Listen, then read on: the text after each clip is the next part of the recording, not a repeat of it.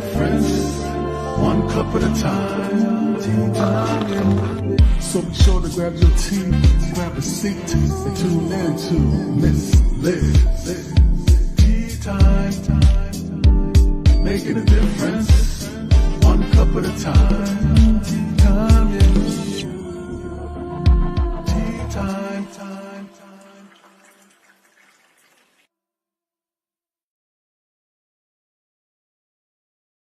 Well, welcome, guys. We are here. Miss Liz is back in the house, and you know what time it is. It's storytelling time and words. That's right. We serve a different type of beverage on Tea Time with Miss Liz.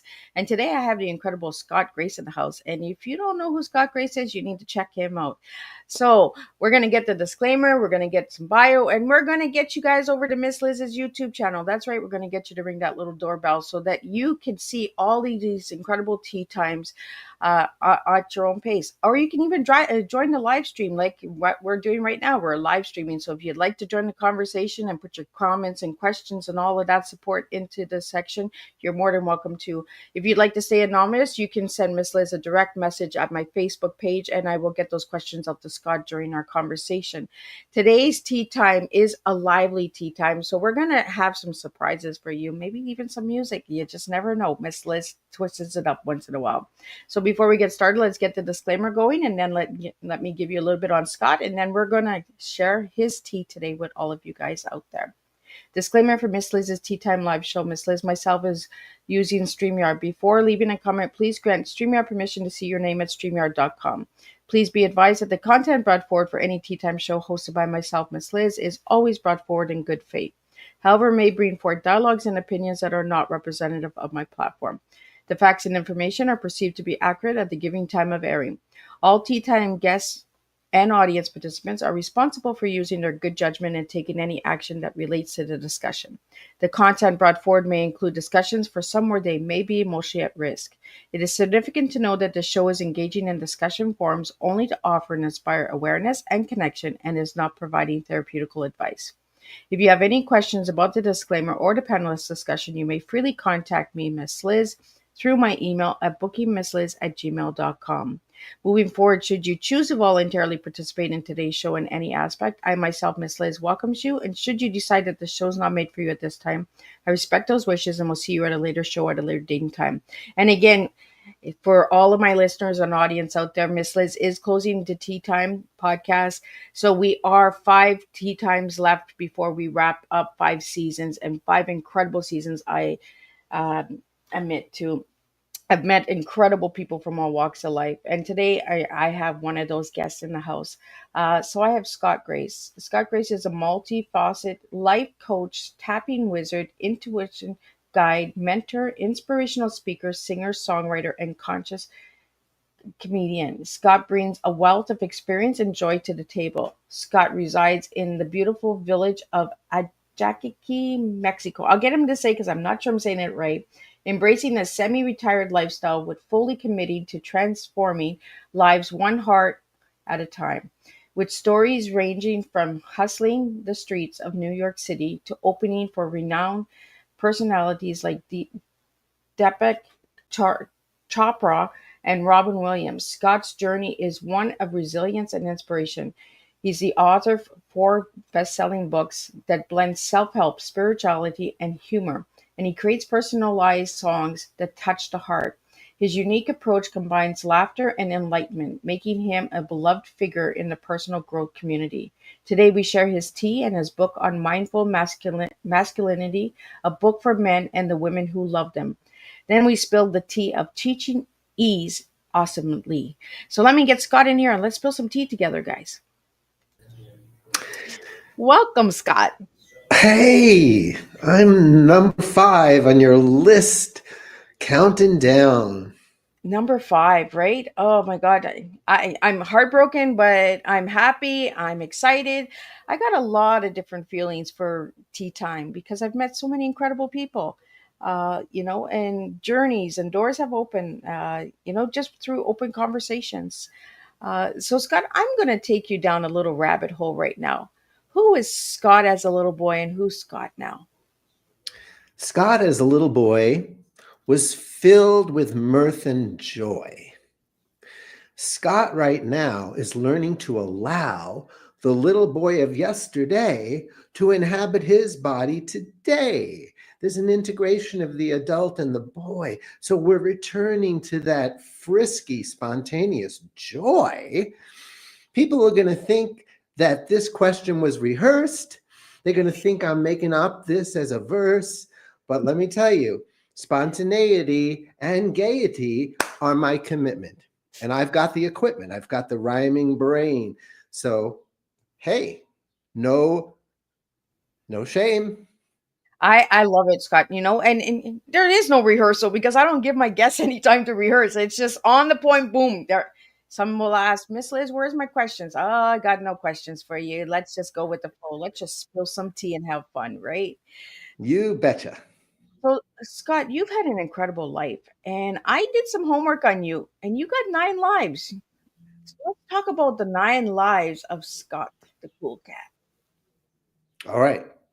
Well, that was just one fun way of expressing that I've been through a lot and a lot of change, a lot of different expressions of myself. And life number one, I sold laundry bags on the streets of New York City for 7 years while I took voice lessons and went into recording studios to record my music.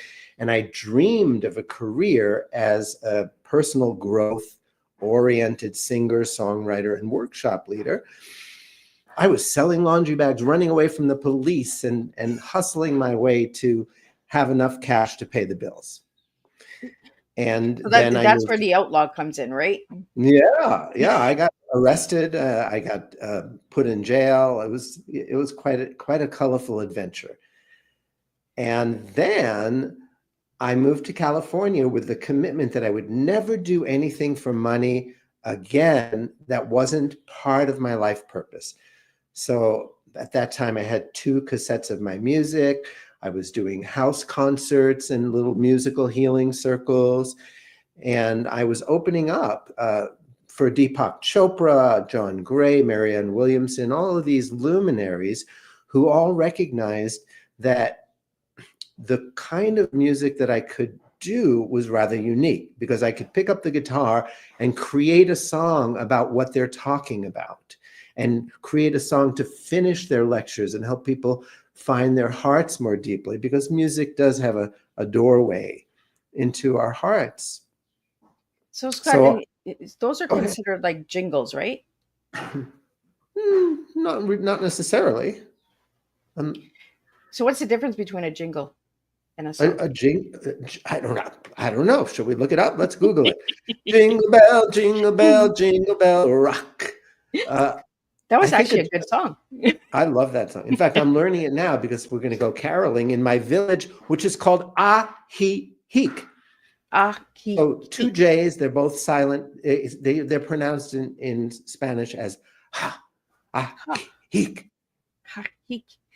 Oh, that's Yes. cool. See, and this is how I do. I learn on tea time, right, with my guests. So, Scott, you've opened for some incredible people around the world. What is one moment that really impacted your life? One moment that impacted my life, and are we talking incredible people like celebrities, or just doesn't Anybody, matter? Just all walks of life, right? somebody who really spilled the tea on me. My dear friend, and I wrote about him, he's one of my main mentors, Richard Barty. Ooh, there's a T in his name. And Richard was 20 years older than me, and I would see him around in New York City, and he was called the D train poet because he would be on the D train not to commute, but to commune and to bring people to life. And at that time, there were no cell phones, but most New Yorkers buried themselves in a newspaper to avoid any kind of contact with anyone else. And he just would bust through the newspaper with a big smile. And he did that to me. And he said, "Do you want to see a picture of the next savior of mankind?" And I said, "Okay." And he held up a little pocket mirror and he said, "It's you. You're it." and I was 21, and it just shook me up in the best way. We ended up becoming friends, and he mentored me with poetry and music. And but that first moment where I met him, where he held up the mirror and said, "Surprise, you're it," rocked my world. You know, and that's what we need, right? We need that one individual that sees us when we don't see ourselves and give us that reflection of us looking Mm, within, right? yeah.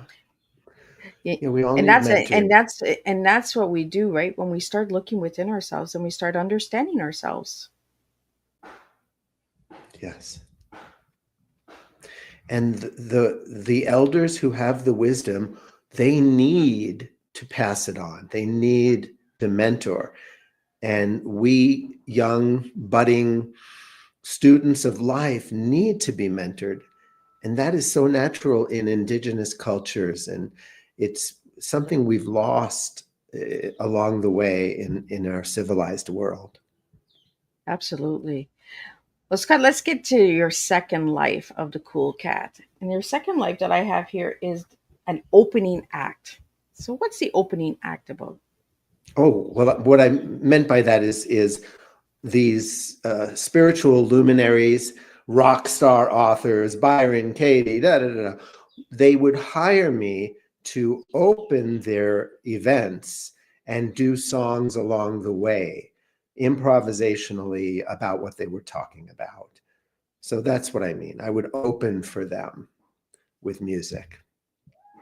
Now, give me an example of an opening act that you would do, Scott. Well, I would just ask the speaker what their topic was, and I would create a song about that topic. Okay, so if I give you the topic T, you gave me the three words of teaching ease and awesomely. Can you come up with a song? All righty then. Just happen to have my guitar. So, teaching ease awesomely. Teaching ease awesomely. While Miss Liz has a very cool cup of tea. It's her fifth to last spilling cup, but she'll continue to strut all her stuff. She's got plans and visions and dreams, and we'll find out in 2025 how she's just switching to herbal tea. And it's so darn good to be alive, living ease. That's awesome, Scott. Just on the moment, like boom, like that. That's the way it's done, right? And that's how tea is served, right? It's just an easy flow that we simply forget sometimes. And I love that you have the guitar, and I love that I can just say, "Hey, pick a song, sing a song, Indeed. give us some tunes," because sometimes we need that in life, right? We need that music, we need that pickup. Uh, I'm gonna go to life number three of the cool cat, and that's traveling troubledole. Troubling? I Traveling can't even say the word. It's troubadour. like tongue twister time. So tell us a little bit about that. Life Traveling three. troubadour. So I was hired by this group called Network Chiropractic to sing at their very large events all around the world. And I developed an email list of people who became fans. And they said, you know, if you're ever in Montreal, if you're ever in Puerto Rico, if you're ever in, you know, please, you know, at this time, people had the time to host a concert, a workshop in their office. And so I just started traveling with Network Chiropractic, with the people that I met there. And that lasted, I would say, about 10 years. Wow. And the years go by fast, eh? Like I'm time flies. Like it's 5 years for tea time with Miss Liz. Like and I look back and I see all of the incredible conversations, and you just never know who you impact, right? Who you meet, who you join. And Mm, Scott, and when I did some homework on you, I seen some incredible people that you connected with through your spiritual journey as well. Um, Who's one person that really stood out to you through your journey on the spiritual levels? mhm. Oh, let's see. Alan Cohn comes to mind. Alan Cohn, very prolific author. I lived with him in New Jersey in a Course in Miracles community, and I just ate him up. Everything he wrote, everything he taught, I followed him to Hawaii. He really he was like the most laid back, relaxed person I had ever met. And he didn't try, he went with the flow. And I needed that medicine coming from Brooklyn, New York, and having I would call them calluses in my soul, where I thought I had to be tough and I had to plan and I had to protect myself in so many different ways. And here was a man who really emulated this absence of protection, absence of planning, who trusted, who loved, he was gentle. And so I just followed him around for a number of years to absorb through osmosis what he had. So, on your spiritual journey, Scott, what have you learned about yourself? Well, I would say what's most important is what I've unlearned about myself. I like that. Indeed. Indeed. So I've unlearned that my worth is dependent on what I do and who I impress and how much approval I get. I've unlearned that it's not safe to be honest, that I have to manipulate and just squirm my way through life and decide what I need to share and what stays in the closet. I like that you use that word unlearn, because we use the word learn, learn, learn, learn, but we don't use the word unlearn. Some things we have to hold back, some things we have to put a limit on, right? Set the boundaries on it, and put the walls on until the time is right, and the right person is there to listen and hear us. I really like when my guests go deep into their own journeys, because this is their tea, and I want to know their tea. I know my tea, but I want to know Scott's tea. Uh, Well, my tea is hibiscus with oh, that's a lemon. good tea. Yeah. Well, let I'm, me just come and join you and have a cup of tea in Mexico one day. hmm. Mhm. So let's go into your next life. The next life is the corporate tapping years. Oh, this should be interesting. That's not accurate. You spilled some tea.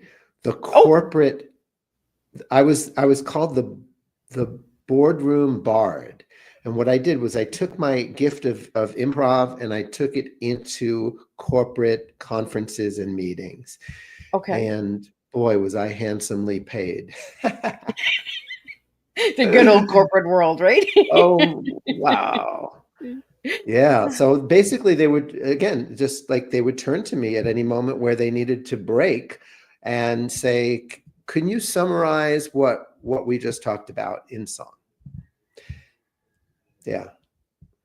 And Wow. ultimately, that did not satisfy me. I liked the money, but it was using my gifts in a way that was pure entertainment and did not really make the difference that I like to make in people's lives. Well, sometimes the money is not everything, right? It's, the Occasionally. spiritual journey tells you, and it says, oh, I don't know. The money's nice, but there's something that's not nice in me anymore, right? Mm. So I want to Well, get you on to the cannot next, serve two masters. right? There is pros and cons in everything, right? And there's things that sometimes we do it and then we're just like, I'm not sure if that's feeding me anymore, right? And it's Hmm. not Hmm. giving me that flavor that I enjoy. Um, Jim Carrey says he wishes that everybody has a chance to be rich and famous, because once you get it out of your system, you really can understand that it's not going to make you a happy camper. yeah. Yeah. Yeah, and Jim Carrey's an awesome man. He's a little underestimated a lot, and I like people that get underestimated because those are my type of people. Because Yeah. people kind of look differently at Jim Carrey, because he speaks honest and he speaks raw. He sure does. So I want to get into life number 5 of the cool cat, and it's stand up. So let's talk about the stand up. Sure. Stand up, I always included humor in my concerts, and uh, I had a list of funny songs, and I would do a bunch of them. They sold a lot of CDs. And one day I just thought, you know what? I could do stand up, and it scares the crap out of me to do stand up. So let's do it. That's the kind of guy I am. And I did it, and I got addicted to it. I loved it. And this was in Marin County near San Francisco, and this club, there's a big theater, would have Tuesday nights with surprise guests. And I was one of the opening acts. So I got to open for Robin Williams and Dana Carvey, and do improv and songs and actual monologues. And it was a blast. And again, I left that world because I got it out of my system, and I realized I'm not here to just entertain people. That's fun, but it's not it's a side dish, and we don't want to make it the entree. Absolutely. I love the way you did that. Like getting these important messages out there, getting it out of our systems, trying it, once it's done, then move on to the next tea and the next flavor and the next type, and that as well. Uh, Hmm. so working with Robin Williams, what impacted you? Oh, I saw him in the green room. I had conversations in which I saw that he wasn't able to make eye contact with Oh, me just when talking about himself. I saw a tortured soul who was giving, giving, giving, giving, but not receiving the love and appreciation, pushing it away, kind of perfectionist. I see that a lot with performers and actors. It's tough for them to be themselves. Um, and so I saw his genius. But I have to say that when I would sit in his presence when he was performing, that I felt like I had to leave my body. There was so much frenetic energy going from his genius into my nervous system that I was troubled. Like I on one level I admired his genius, and on another level it's like I got to get out of here because I'm getting so riled up by empathizing, connecting with his nervous system. I'm losing well, my own peace. and Robin Williams was known for to use humor, right, to get over hard stuff in his life as well. Mhm. And we, a lot of us, when we're hurting, especially with mental illness, and that we use humor, right, because it gets heavy sometimes. It gets really hard. Yes. Uh, so I can imagine leaving that energy and feeling someone else's energy, right? Mhm. Some Mhm. I know when I go into a room and I can feel different energies, I'm like, oh, I need to stay away from that corner. Oh, let me go over to this corner. It's a little lighter. It's not so heavy, you know? Uh, I feel that as human beings, we are directed to different individuals, who Mhm. match the level of energy that we're at. When it gets too high, then we just got to leave our bodies, like you said, Scott, for Mm. that moment. Because, Or leave the room. One of the hardest things we talked about boundaries for me has been learning to take distance when I'm triggered, when I don't feel safe. If I can learn to take my hand off of a hot stove, very quickly without judging myself for doing that. What's to stop me from removing myself from somebody's energy when it's really disturbing to me? And what's to stop me from removing my energy so quickly that I don't stay in distress? Yeah.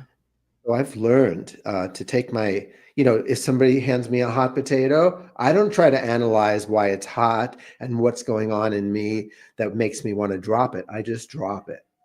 Yeah. Yeah. And I think we need to drop the hot potato once in a while, right? Because we Yes. already know that it's hot. We already know we're going to get burnt, right? It's just like life. uh the scars and triggers and traumas that we all live with, because we all have gone through something, right? That hot potato sometimes gets really hot, but we hold on to it for some reason, knowing that it's going to burn us, until we Hmm. learn our boundaries and our Hmm. walls and our triggers. And I say this all the time, Scott: triggers are good, because then we know where we need to heal ourselves, where we need to work on Hmm. ourselves. Hmm. If we didn't recognize our triggers, I think we would be in a lot of danger. Yeah. So, the person that I had been the most triggered with was my mother. And I actually went through a period of time where I wouldn't talk to her. And thank goodness we transformed our relationship after a couple of years. And now she's 96, and just we get on the phone and we just are a puddle of love. But when she used to come from a very critical place and I felt my self-esteem diminish in her presence, I felt like I had to listen to her and had to take it because she was my mom. Yeah. So I broke that pattern. And guess what helped me break it? Rage. Rage. That was the energy I needed to summon in order to put myself first. I was so intimidated by her, and I needed anger to help me set boundaries. And I don't know if I'm going to remember all the lyrics, but I did write a boundary song to celebrate when I finally told her off and got out of there with a commitment to never allow myself, my mother or anyone, to verbally abuse me and stay in the room. I'm singing you this song. Yeah. I'm singing you this song to say goodbye. I'm moving up and on, it's time to fly. I wish you and your life the very best, without me as your captive guest. Never again will I just give you the space, letting you dump your garbage right in my face. I know it's just projection, you don't mean to be mean, but I don't have to sit and be a projection screen. Never again will I be your sounding board when you are using words as weapons of war. From now on, I'm protecting the family jewels from you breaking and entering this palace I rule. Never again, never again.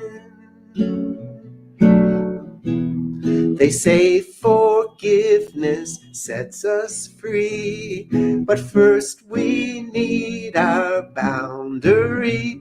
The time has come to take a stand and take my gonads from your hands. And yeah, it goes on. It's really a fun one. And the thing is, when we started to reconcile, I played her that song, and she said, "I like it, Scott. It's really good, but there's one thing I would correct." And I said, "What's that, Mom?" She said, "I never had your balls in my hands ever."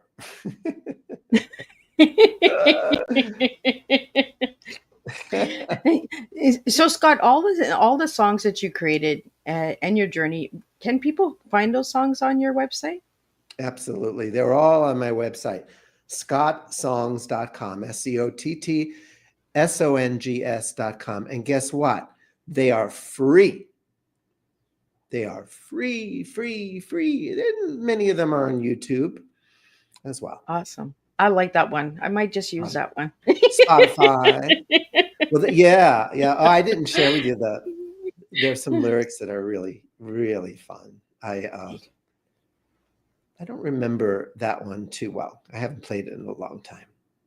Yeah. Well, sometimes going down memory lane, and having these conversations, you open those doors again and you say, oh, I remember a goodie, And I love that you just grabbed your guitar and started playing, because I needed that song.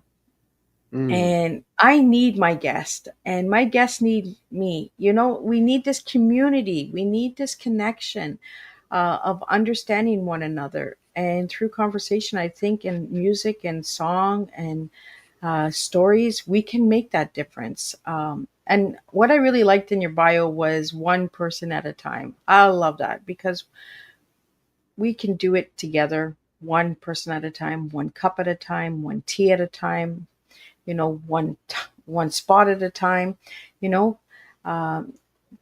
I really want to thank you, Scott, for coming into my life and bringing your tea to my table because I need you. So thank you for that today. So let's get into life number 6. Scott's had some really incredible lives, the 9 lives of the cool cat. Number 6 is a spiritual Dr. Seuss. We talked about Dr. Seuss before we went live. So let's talk about Dr. Seuss. Mm-hmm. So Dr. Seuss is a children's author who I grew up on. And one day I was reading one of his books to my 2-year-old daughter. She was 2 at the time. And tucked her in, said goodnight. And then I couldn't get the rhyming out of my head. It was like I was living and breathing, thinking and dreaming as Dr. Seuss. But I noticed that there was a theme to the rhymes. And that was, they were about the spiritual journey of adults.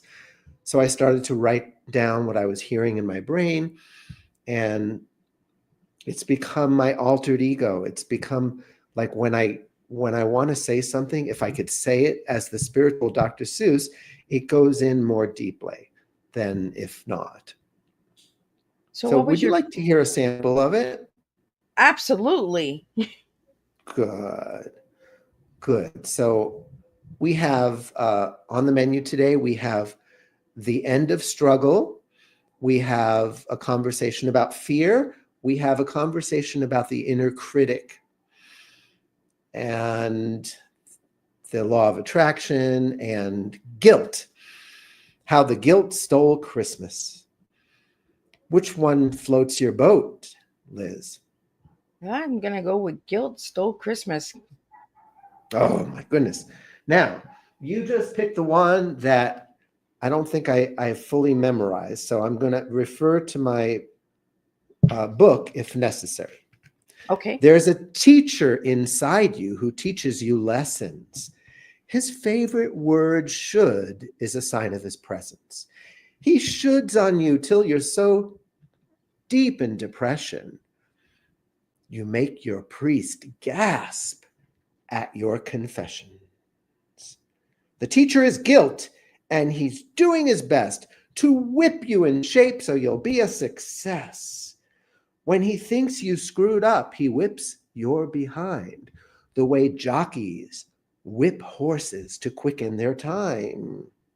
He's the guilt that steals Christmas, your personal Grinch, and he'll take a whole mile if you give him an inch. He lives in your basement. That's where he resides. Alone in the darkness, he schemes and he hides. So let's grab a light and head down to the cellar to expose and illumine this cagey cave dweller. Because most of us do not become motivated when guilt's on our case. We just want it sedated. So we smoke or we drink to drown out the noise, or become busy worker bees, good girls or boys. Straight A's, nothing less in our quest for perfection, in the hopes our achievements can win God's affection. But God always gives you a standing ovation, adoring you with the most pure adoration. It's guilt that thinks God could be pissed, which makes you walk on eggshells afraid of his fist, which possibly drives you to be a theist, or at least a type A perfectionist. Remember in school when you got your first B and you felt like you failed somewhat miserably? It's guilt that thinks misery leads to prevention, and for your own good sends you down to detention. And in that detention, he hopes that you'll suffer enough that you'll be that much wiser and tougher. It thinks it's serving some valuable service by rushing to judgment and making you nervous. But guilt's not like conscience, regret, or remorse. Those teachers teach gently, while guilt uses force. What's wrong with you, madam? And of course, shame on you, sir. Guilt thinks he's your teacher, but he's just your abuser. Now, these are long poems, so I don't want to. No. I'm not going to stop you, because you know what? It actually goes into your T, Scott, because your T is teach. Teach. See Now, how guilt that can arise. flows together. Now, guilt can arise from so many sources. Let's name just a few as a matter of courses. There's guilt from religion, original sin, humanity's birth defect, pass me the gin. There's sexual guilt when you've just done the naughty, or sometimes there's guilt when you just had the thoughty. There's guilt when you did something bad and got caughty, or when you did not do something you oughty. There's parental guilt that's installed by your folks who hope to protect you and teach you the ropes. There's guilt when you've gained weight and gotten too curvy. There's no end to the reasons you could feel unworthy. Now, if you are Catholic, guilt can be addressed in a booth once a week. Hail a cab and confess. And if you're not Catholic, you still can unload. So you pay a good shrink so your head won't explode. Because when you keep guilt in a dark, secret place, your head swells until it blows up in your face. And that's why we nickname our therapists shrinks. They help us deflate all the hot air we think. And if you can't pay for a counselor to hear you, you ask a good friend to listen and cheer you. Then they take a turn and sing like a canary, and you welcome their truth, like you are their truth fairy. And then guilt takes a hike without a single Hail Mary. Now, when you got guilt, you're on your own case, and your head's like a courtroom, a humorless place. The district attorney outlines your trespasses as if he was wearing a pair of dark glasses, glasses that block out your goodness and light. He's your prosecution, and he might win the fight. Not so fast, says your diligent defense attorney, as he outlines the good things you've done on your journey. Objection, objection, the DA protests and presents more proof that in truth, you're a mess. And on these attorneys, they fight all night and all day and all night, both trying to be heard and trying to be right. And when they cross-examine, battle, and spar, they both have no clue of the true you are. Because the you down in Trueville is never on trial. Underneath your adult, there's an innocent child whose report card in truth has no guilt to report.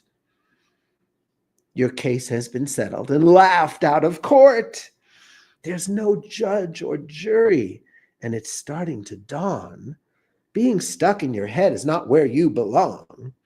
So you start tuning out all that static and noise and start tuning in to what brings you joy. You take off your tight, stuffy courtroom attire and slip into whatever your heart does desire. Your heart, not your head, is now leading the way, which takes you back to church from your childhood days. The priest in the booth says, "My child, where have you been? It's been years and I'm ready to hear some new sins." But nothing prepares him for what he hears next. It's more blasphemous than the scandalous sex. "Father, forgive me, for I've been pretending that something was wrong with me that needed mending. I thought there were hoops that I must jump through first before being happy and knowing my worth. But now I'm finding my treasures on earth are here in this body, this temple, this church." Oh, the moments I missed and the joys I denied me by atone for some guilt that I thought had to guide me. But I'm off of the cross now and finally can say, "I confess that I'm innocent. Goodbye and good day." And the priest in the booth, he's shocked and tongue-tied as you exit that place before he can reply. There's a bounce in your step as you let out a wee, because the space in your head is at last lawyer-free. You know you're still human and will make mistakes, but oh, what a joy to be off your own case. And simply because you are taking up space, you know that you're worthy of love and of grace. Simply because you are taking up space, you know that you're worthy of love and of grace. Wow. That is awesome, Scott. Thank you for sharing that. My viewers are in awe. We have a couple comments here.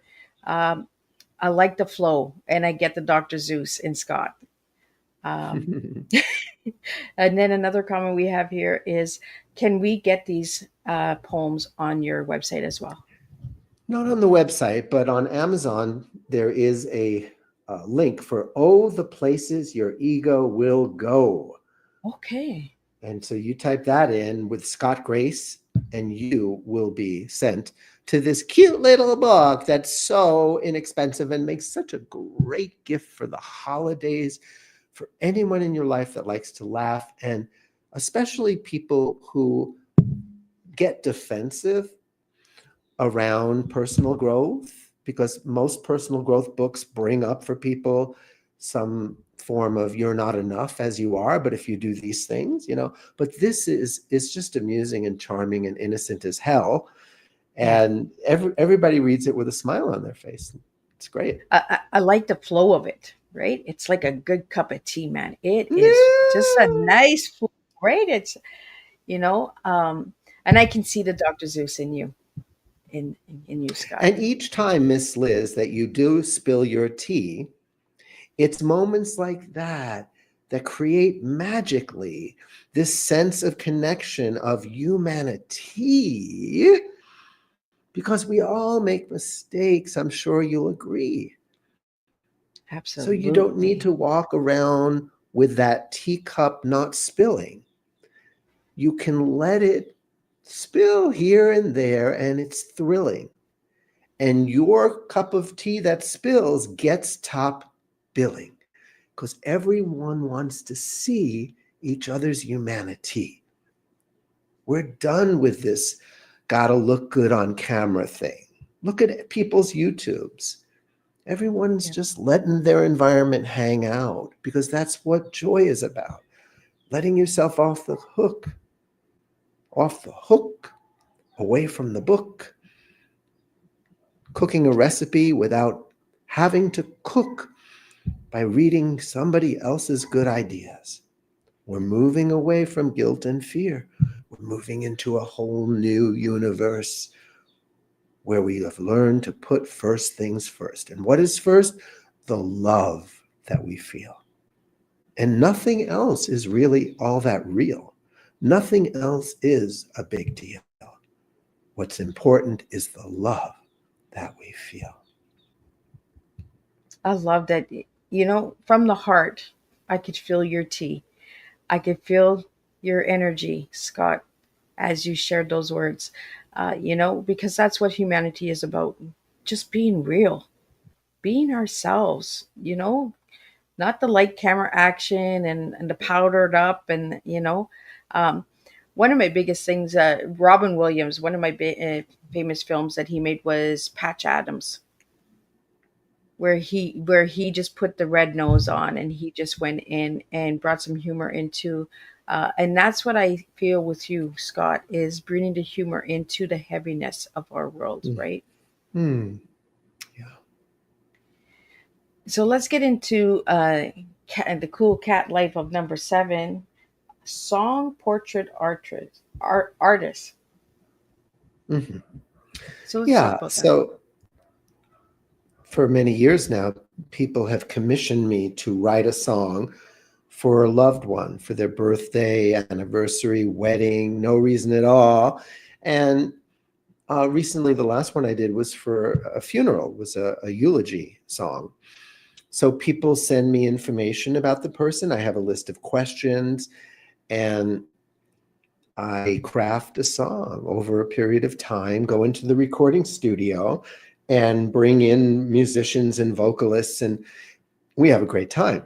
But then not everyone can afford that. So I have a version of a song portrait where it's just 1 hour on Zoom and the song comes through me at the end of the session. So that is much more affordable for people. Wow. Well, and thank you for that gift to everyone, because sometimes we need that song from the heart for our loved ones during Mm. birthdays and celebrations and stuff like that as well. I'm going to Mhm. have to check that Mhm. out. I'm going to have to check your Zoom out a little bit more, Scott. People have Zoom, meaning YouTube, or my website has a bunch of samples of song portraits. My favorite song portrait to do, I do the least, and that is the selfie. When somebody says, I want my own theme song to celebrate me, to cheer me on when I need support, a bouquet of affirmations that help me get out of bed and embrace the day. When I started doing this, I thought that was going to be the most popular type of song, and it hasn't been. People would rather spend money on a gift for somebody they love rather than themselves. So have So you be it. done any of the affirmation selfies? Yes, I've done a number of them. Yeah, So which one stands out to you the most? I don't remember. I, I've done I'm putting you hundreds on the upon spot. hundreds. No, I really, I've done too many to remember individual songs.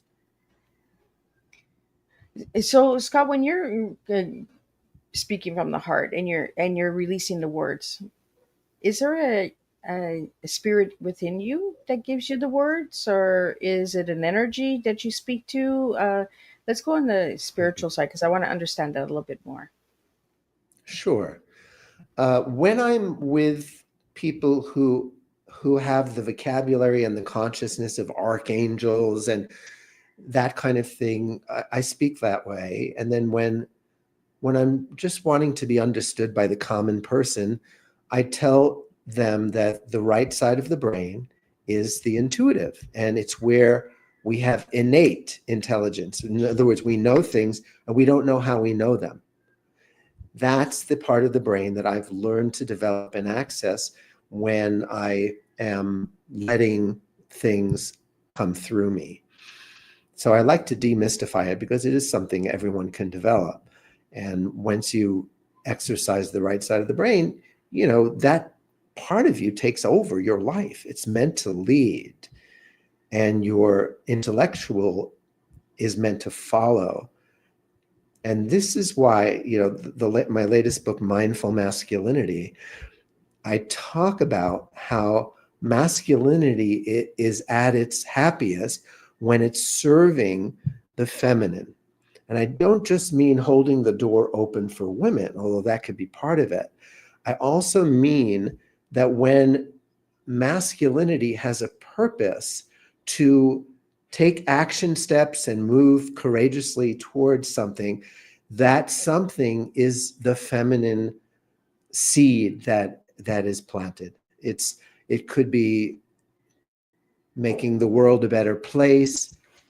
It could be a lot of things, but it is like we are here to serve the right brain and let the right brain lead us. That's the point. So, Scott, that kind of goes into the cool cat life of number 8, the best-selling author, right? Because this book and many other books, and the other one that you just showed us a couple minutes ago, let's share a little bit about the best-selling author and what got Scott that in that direction. Well, I am a New York Times best-selling author of 4 books. And how I became a New York Times best-selling author is each time a book came out, I placed it on the New York Times bestseller list. In other words, I would cut it out of the Sunday paper, and then I would place my book on there and leave it there for 52 consecutive weeks. And that makes me eligible to say that I'm a New York Times bestselling author. Now, the truth is, I'm having a lot of fun with that little play acting, but I haven't really sold more than a few thousand books of each of these books. And it's because I'm always like, what's next? Like, I don't like promoting my history. And when I finish a book, it's history. And I'm like, what's next? And that's kind of the way I operate. So people find my books. I am very pleased, but I don't have the passion to promote them as much as I have the passion to write them. Oh, I like that. Scott, I like that because I'm a writer and I have a hard time promoting my books as well. I'm just like, I enjoy writing them, but promoting them, they'll be found. The universe will guide them. The people will come, right? If you write it, they will come. That's right, right? I, is there a reason why writers and authors have so much trouble promoting their work? I don't know. Maybe it's the fact that their introvert energy wants to create that cave, and not too many people have both an introvert and an extrovert inside their brains. Yeah, because I love the writing part. I just don't love the promoting part. You Yeah. know, it's almost like you said, the people will come, right? You write it, you get it out there, but it's doing. And I love what you just said. What's next? Because I love that. What's next for Scott? Mhm. So, Well, sometimes what's next leaves me feeling like a nervous wreck because it's hard for me to say, what the heck? There's so much uncertainty. The future is a mystery. I can just let it be. Those are great affirmations, but sometimes my mind takes a vacation from the positive affirmations and fills my head with worst case scenarios. Worst case scenarios fill my projector. And fear says, I'll be your protector. And that's just a crock, because fear has to stop in order for the self-expression to make an impression. And that is, through my giving, I make a financial living. And if I let fear stop the flow, no longer do I grow. But it's getting close to Christmas, so let's say ho, ho, ho. so Let's that come gets down us the into the chimney. 9 lives, right? And I love that you gave me 9 lives because we all got 9 lives in us. We're all cool cats, right? Uh, The Cool Cats is from Absolutely. Aristocats. Is it not from Disney? I don't remember.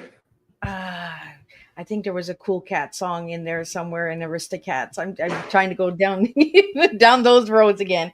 But your 9 life that you gave me was the life coach, mentor, and guide. So you do that as Mhm. well. So let's talk about that because I want to get the Sure. 9 lives in there.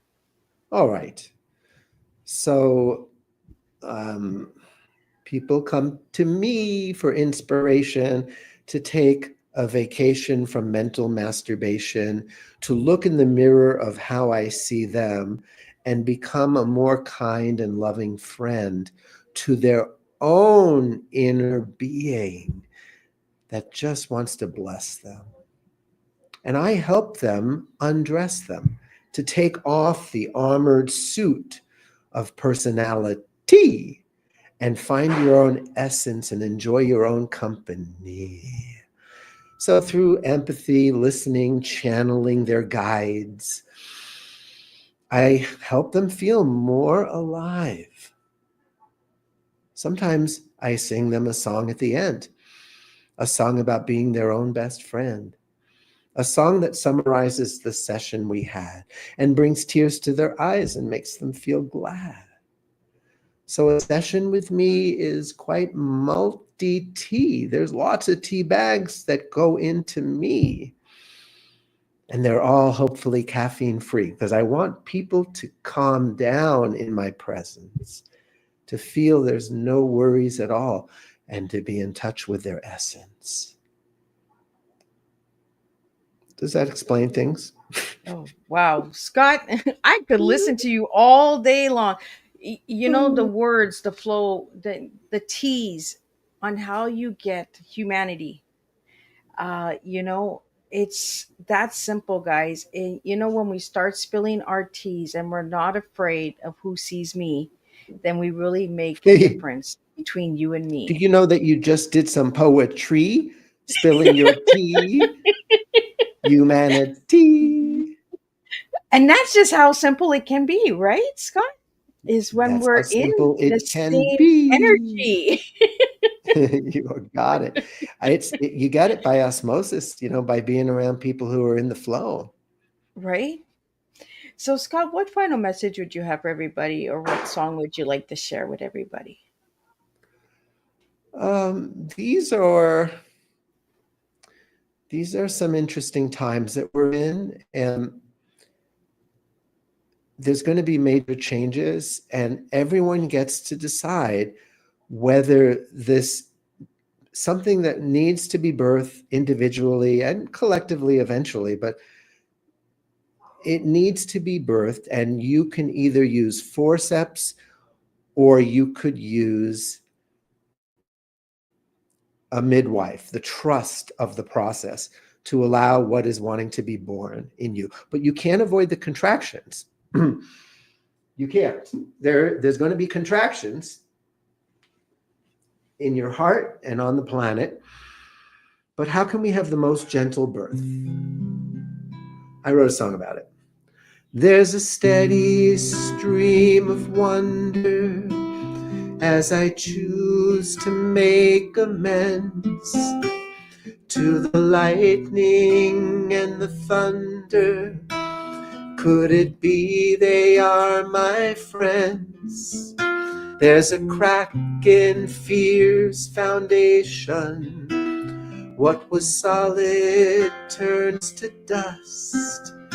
It's divine disintegration, and it's teaching me to trust, deepening my trust. There's a sun inside me dawning. There's a flood of tears to feel. There's a global heart that's warming, getting warmer as I heal. So much warmer as we heal. The changes have arrived. There's no place left to hide, and Mother Earth She's giving birth to us all. Breathing deep through the labor pains. Somehow we can trust the change, for midwives of the light is what we are. Midwives of the light is what we are. We are.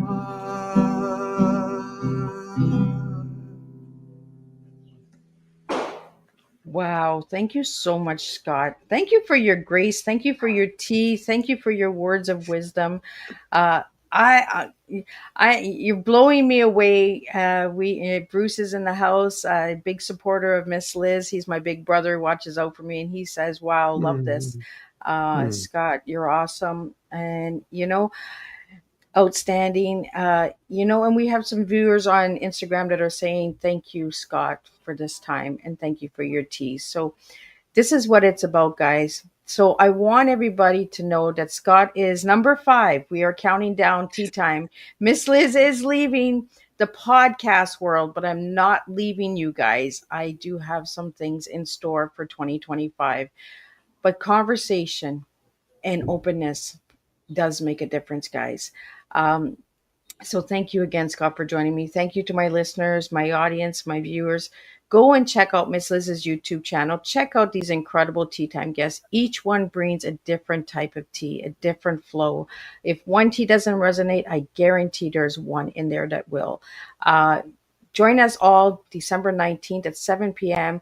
on Miss Liz's YouTube channel, where over 50 tea time guests are coming back and saying their goodbyes and farewells to Miss Liz, and have opportunities and surprises for all of you guys out there as well, if you're looking for them. Opportunities knock, and sometimes they knock in ways that we don't expect. And Miss Liz is just giving you those doors. So knock on them and see which one resonates with you. So thank you again, Scott, for joining me. We will be back at 7 p.m. Eastern Standard Time, where we have Visionary Blueprint. That's right. We're going to open those visions up. We're going to get the blueprints going. We're going to get you started for 2025. I'm saving the best for last. Then we have Frederick Schofield coming in. He'll be talking about Cary Grant and his books and all that on Thursday. And we have also, let me just check. I don't want to make sure I'm forgetting anybody here. Then we have Michael Higson coming in, and he'll be talking about his story and journey being a blind person working with guide dogs. Because sometimes we put our blinders on and we forget that there are amazing people out there that have disabilities, that have a voice and a story that matters as well. And then we'll be wrapping up Tea Time, 5 seasons with 2 incredible a poet, an author, and an illustrator from Canada who has written this incredible poet book called The Canvas of Life. And the reason that I'm wrapping up Tea Time with The Canvas of Life is because all of my guests have given me a life to enjoy. 5 seasons, 5 incredible times together.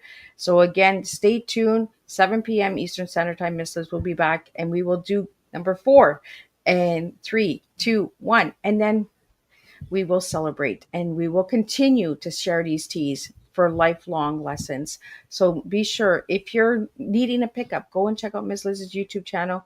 Check out Scott's YouTube channel. Check out his website. So Scott, if you'd like to read your website out to all the audio listeners out there.